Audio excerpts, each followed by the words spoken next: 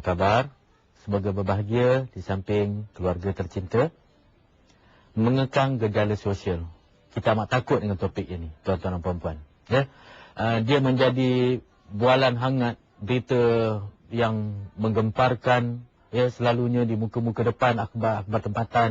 Ya, selalu akan keluar cerita-cerita yang begini. Ya? Tak habis-habis. Ya? Kadang-kadang apabila kita cek, ya, kita cek dekat email-email, saya lihat payah nak cari jalan penyelesaian. Ya? Sebab bila kita cerita tentang masalah rempit, masalah dadah, masalah vandalism, masalah gotik, masalah underground, masalah lepak, masalah bosnya, GRO yang terdiri daripada pelajar-pelajar IPTA. Ya? Kita jadi amat takut. Ya? Dan kita lihat sebab mereka ini adalah ada anak-anak yang akan menggantikan golongan-golongan yang akan pergi. Ya? Mereka ini adalah pelapis pemimpin yang akan datang. Tetapi bila kita lihat keadaan ini, kita takut. Ya? Bilangan itu makin lama akan jadi besar. Ya? Kalau kita lihat puncanya, kalau puncanya, ya, daripada masyarakat sekeliling, tapi punca sebenarnya di mana? Ya? Ya, kadang-kadang kita tak tahu. Ada mungkin di sebalik kesopanan seorang anak perempuan itu keluar rumah, ya, tetapi rupanya di luar dia berlaku lain. Ya? Kenapa jadi begitu? Sebab mungkin kita tak cek. Ya? Dan kita mungkin tutup. Kita tidak jadi macam dulu-dulu lagi. Anak jiran kita ataupun masyarakat sekeliling mungkin akan bantu jaga anak kita. Sekarang masyarakat adalah jenis masyarakat engkau, aku, mind your own business. Jadi bila ini berlaku, ya, dan kita kalau boleh tak nak orang tahu, tak nak campur tangan pun, jangan ambil tahu kisah aku. Dan inilah jadinya, tuan-tuan dan puan-puan, apabila kita menutup pintu, ya, ini kadang-kadang berlaku dekat dalam keluarga kita sendiri, ya, dan kita rasa terkejut sebab kita sangkakan semuanya okey. Ya, di luar, ya, nampak cantik, rupanya di dalam buruk. Jadi tuan-tuan dan puan-puan, di mana kita nak cari? Ya, puncanya di mana? Ya, adakah bermula daripada sekolah rendah? Ya, sebab seawal 12 tahun, 11 tahun pun dah ada pelajar-pelajar yang ponting. Ya, pelajar tertarik tempat-tempat yang mungkin mereka seronok. Ya, di akhir-akhir cuti sekolah misalnya, apabila dah habis periksa, ya, masa senggang banyak. Ya, di sekolah tidak mungkin diaturkan program yang sesuai. Jadi kalau pergi pun guru tak masuk kelas. Jadi di mana anak-anak pergi? Ya, jadi mereka mencari kelainan. Dan ayah, selalunya kadang-kadang tu bila anak minta duit lebih, tak pernah cek pun. Percaya 100%. Sebab nak beli buku, yuran, macam-macam duit. Tetapi anak-anak ada agenda tersendiri. Jadi tuan-tuan dan puan-puan, mencari punca sebenar masalah-masalah yang berkaitan dengan gejala sosial ini bukan mudah. Tetapi kita tahu antara faktornya adalah di dalam mungkin kerapuhan institusi keluarga itu sendirilah. Mungkin datang daripada mungkin masalah dalaman yang dihadapi. Jadi mereka mencari jalan keluar, jalan mudah, jalan penyelesaian. Nasib baik sampai bukan tahap untuk membunuh diri, tuan-tuan dan puan-puan.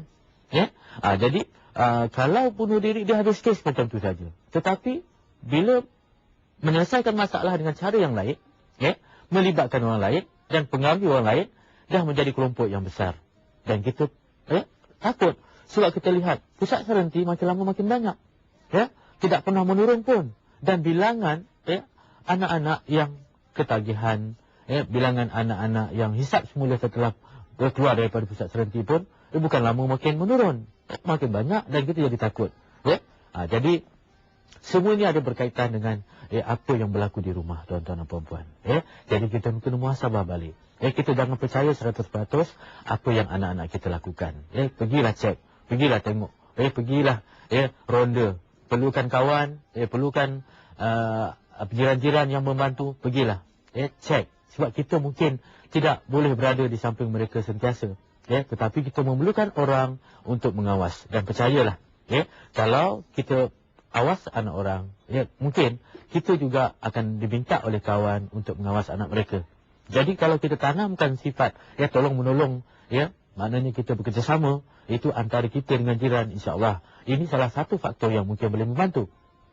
Dan satu lagi, kita kena sentiasa bekerjasama dengan pihak sekolah. Ya, kalau kita lalu di kawasan sekitar dan kita nampak perkara ini berlaku dan anak-anak mungkin memotong pagar, duduk di tempat-tempat yang tidak sesuai pada waktu sekolah, ya. Lainlah kalau pada hujung minggu mereka pergi, ya, mereka pergi untuk penat belajar lepas tuition, mereka nak pergi tempat-tempat untuk bermain di internet, di cyber cafe, biarkan, ya, sebab nak release tension.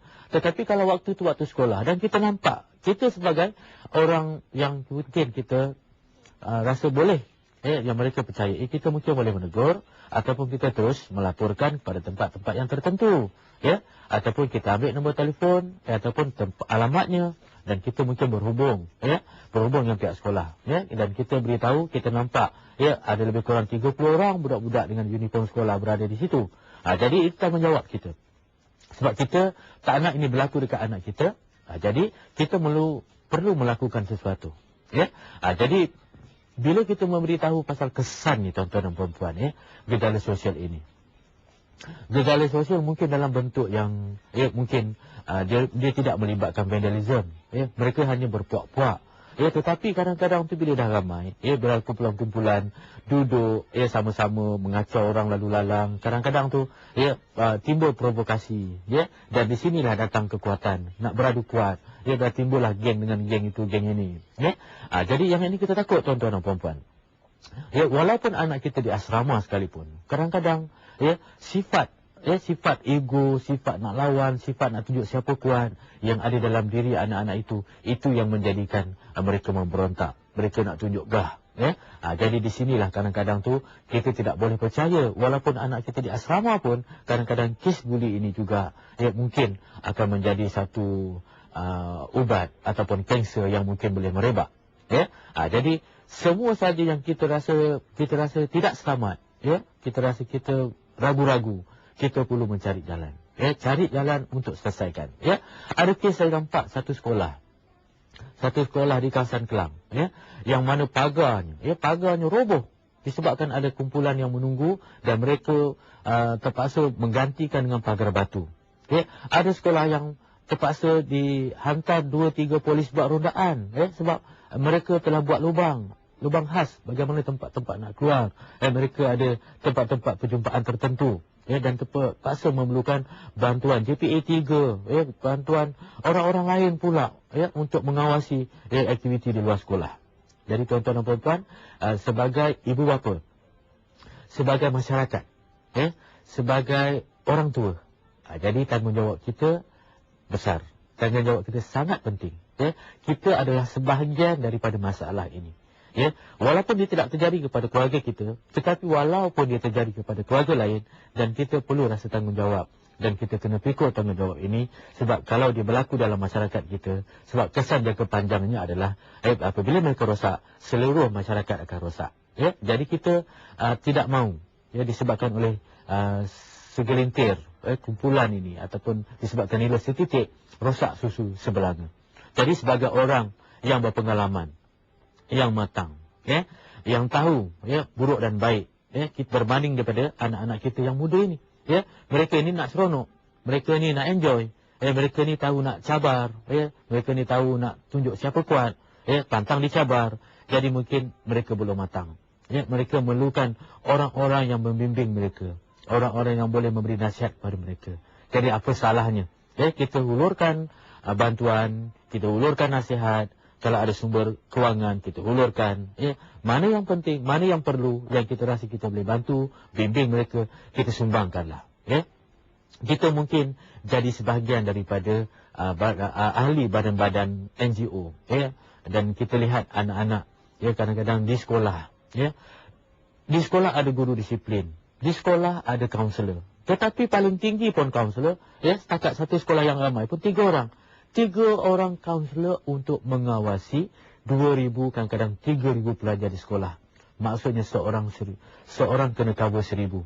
Mana mungkin tuan-tuan dan puan-puan, ya, kadang-kadang tu, ya, untuk untuk mendengar masalah pun kadang-kadang mungkin dapat 10 orang saja sebulan, tuan-tuan dan puan-puan.